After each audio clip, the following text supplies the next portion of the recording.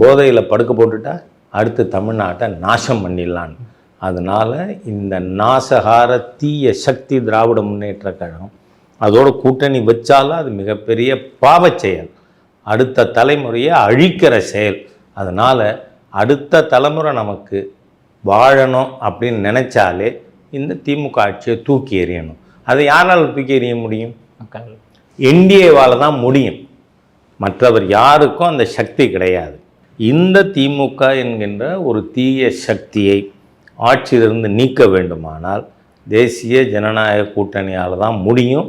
அதனால் அதை வீக்கன் பண்ண இவங்க பல நெரேட்டிவ்ஸ் செட் பண்ணலாம்.